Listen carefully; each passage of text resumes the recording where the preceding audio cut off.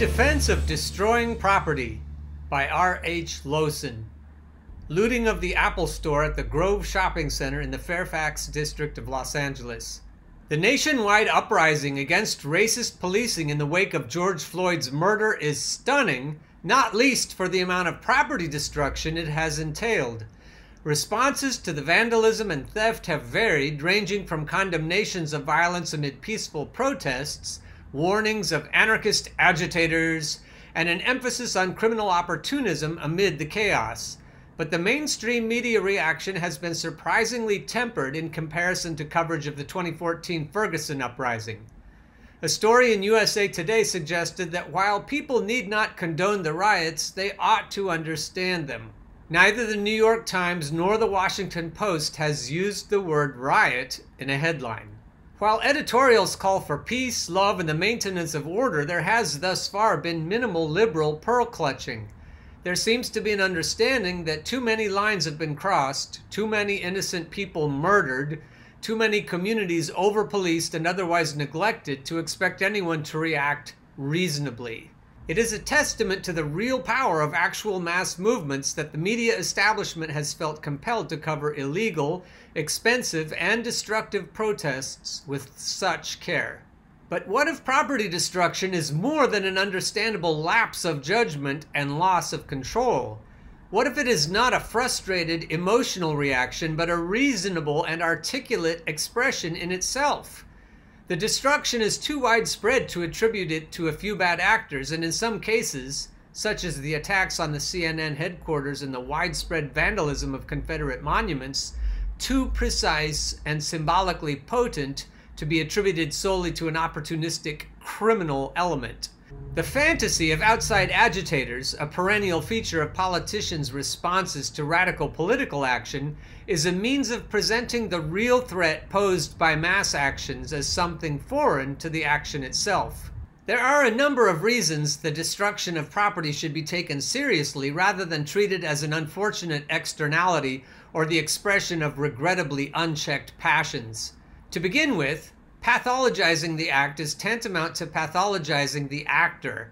Given the racial dimension of these protests, even apparently sympathetic explanations of theft and destruction risk implying that people of color are reacting from feelings rather than carrying out reasoned, calculated acts with their own perfectly legitimate political logics. Attacking police stations, for example, makes rational sense. It is not the sudden, spontaneous expression of a disordered and irrational mob, but the clear enactment of a political position, the fulfillment in some small but concrete way of the central demand being made by protesters across the country. Police need to be defunded, and some police stations need to disappear. This moment calls for the left to define violence and nonviolence for itself, to decide what nonviolence means in the face of overwhelming state brutality and structural economic and racial injustice. Failure to do so results in a confusion of terms that has serious ethical and political consequences. Property destruction is not synonymous with the violence that is being protested. The notion that protesters are mistakenly employing violence and thus counterproductively adding to some imagined social sum total of violence is flawed. There is no such thing as undifferentiated net violence whose curve must be flattened. That's a great way to express that idea. An undifferentiated net violence whose curve must be flattened. We're not adding to violence, we're opposing violence with violence. People are not objects. Broken windows and burnt cars are simply not commensurate with the violence of state-sanctioned murder or the structural violence of poverty that has placed people of color at a disproportionate risk of dying of COVID-19. Plate glass windows don't bleed. They don't die and leave loved ones grieving. They don't contribute to the collective trauma and terror experienced by their communities. They just break. And then at some point they are replaced by identical sheets of glass. Martin Luther King Jr. suggested that looting, rather than being an opportunistic means of acquisition, demonstrated a keen understanding of a political economy organized around repression, exploitation, and disenfranchisement. Quote, "Often the Negro does not even want what he takes, he wants the experience of taking. alienated from society, and knowing that this society cherishes property above people, he is shocking it by abusing property rights." Unquote. Or the looter might want something. Nothing symbolizes the exclusion, deprivation, and gross class inequality that characterizes our current economic system more perfectly than the luxury stores looted in New York City's Soho district before the imposition of the curfew.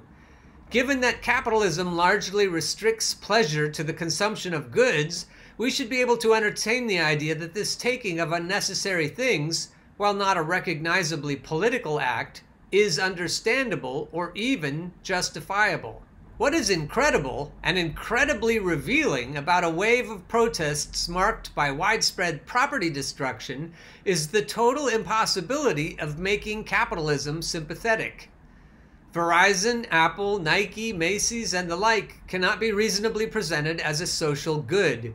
Many people may have implicitly understood this before these storefronts were smashed up and emptied, but now it is explicit.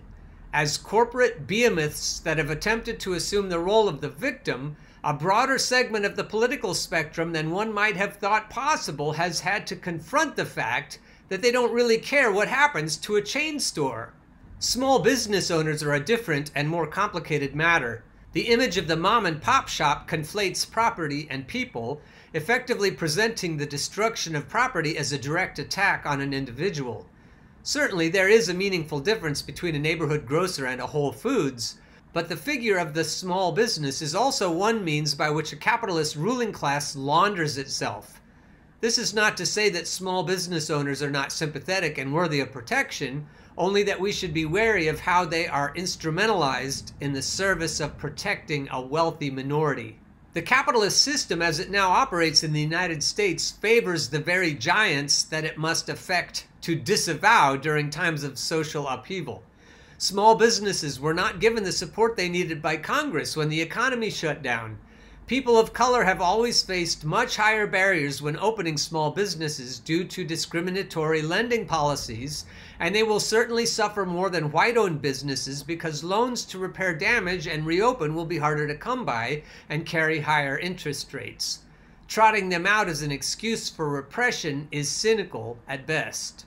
Many small business owners have refused to be used as a pretext for maligning protesters. Missy O'Reilly, the owner of an East Village karaoke bar, says that the damage to her establishment sucks, but it is only broken glass and stolen booze, which is an easy fix compared to what people of color are dealing with in this country. Another cafe owner whose storefront has been smashed simply replied, "If this is the price we have to pay for human rights, so be it." Salih Motana, a Yemeni immigrant whose store Express Food Market in the south side of Chicago was destroyed amid protests, responded, "I understand why it happened, and it's okay. It's not like I have to blame someone for this. I understand why this happened. If it sends out the message, it doesn't matter to us." Sahalia Anderson, the owner of the Urban League of Self-Defense, thinks that property destruction was politically necessary and continues to support the protests in spite of her personal losses. "I think we've tried a lot of ways to be heard," she said. "People riot because they can't speak it no more. They just have to show you."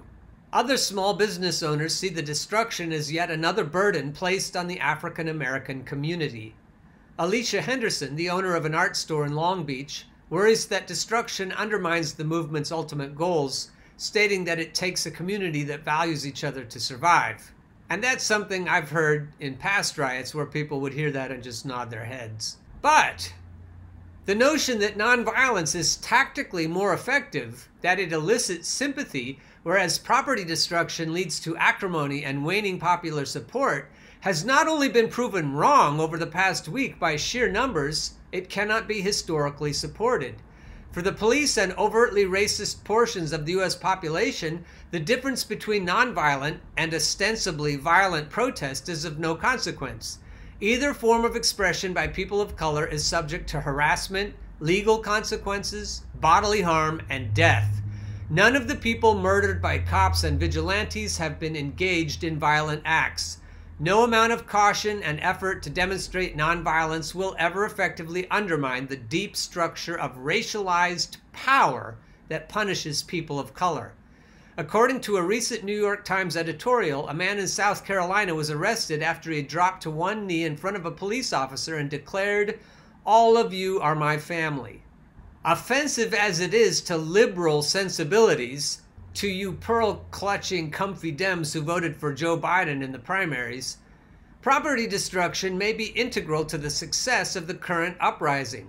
At the very least, it is what marks it as different from the many other waves of protests against police brutality that have occurred over the past decade.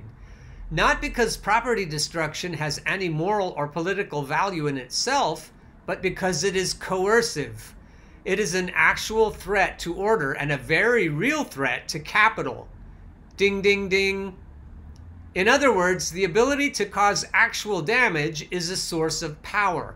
And in the context of a mass movement with stated demands, what might otherwise be considered mere vandalism is given an intellectual and political coherence that renders it utterly terrifying. Disavowing property destruction and even theft because of a spurious attachment to a reified notion of nonviolence is a mistake. It is a disavowal of power. It leaves police and politicians in charge of an important aspect of the narrative, and it empties the popular chant, "No justice, no peace," of any meaningful content. Wow. I hope the CIA doesn't set up camp outside of her house. I think she's onto something. There's no way the oligarchs want people to hear this stuff. Peaceful protests are important, but so is exercising a form of power that constitutes an actual, material incursion into the capitalist sanctum. Instead of thinking about peaceful protest and property destruction as two opposing poles of the movement, we need to acknowledge that they support one another. An inflexible attachment to the type of protest conventionally described as nonviolent, groups gathering in the street and chanting their demands, betrays an outsized faith in a form of democracy that simply doesn't exist. It implies that if enough people lodge a complaint, politicians will do something because they listen to people and make decisions based on some simple calculus of citizen desire. This is a naive fantasy that has been reinforced by misleading historical narratives about the success of the disciplined, nonviolent protests of civil rights activists. The civil rights movement was not nonviolent, and in fact gives lie to the violent/nonviolent dichotomy. Even the disciplined nonviolence encouraged by some civil rights leaders was actually an invitation to violence, a way of demonstrating the violence of racism to a newspaper-reading public. But not all civil rights activists consistently practiced disciplined nonviolence. By the time President Kennedy announced the drafting of a civil rights bill in 1963, protesters in Birmingham, Alabama had started fighting back.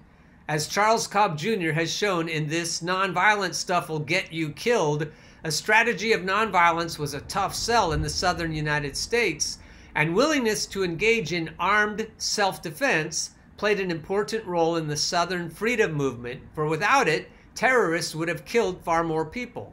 The narrative in which the civil rights movement triumphed because it was nonviolent elides large and significant portions of its actual history.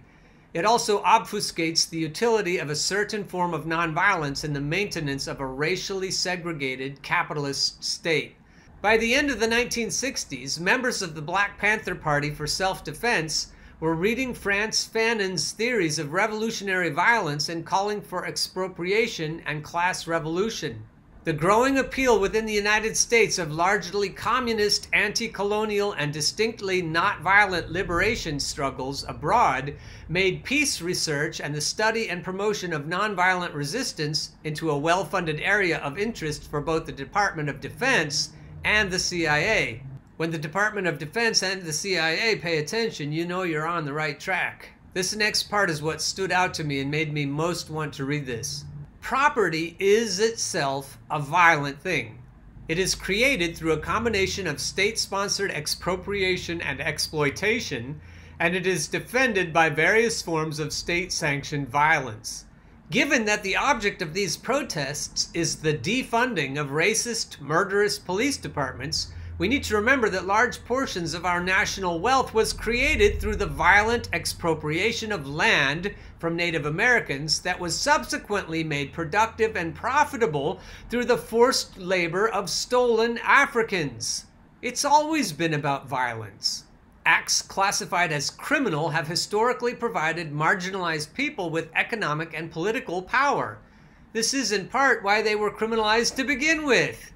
Income inequality in the United States is the highest it's been since the Census Bureau began tracking it 50 years ago. In light of the economic deprivation experienced by large portions of the population, the vandalizing of property and the theft of goods could just as easily be framed as the enforcement of a moral economy, the rightful reappropriation of stolen wealth. The historian E.P. Thompson has argued that the periodic bread riots that punctuated a nascent industrial society in Britain were not spontaneous outbursts, but rather a way for people to intervene in and regulate unjust distribution. Theft and vandalism are not revolutionary acts in and of themselves, but they have the potential to become powerful forms of political expression in the context of an organized mass movement. Refusing to incorporate acts of destruction into the political imaginary of protest deprives these acts of their political power. It deprives the movement of a source of material strength, and perhaps most importantly, it ignores what many protesters are saying with both bricks and words, that the wealth contained in these looted stores is slavery money.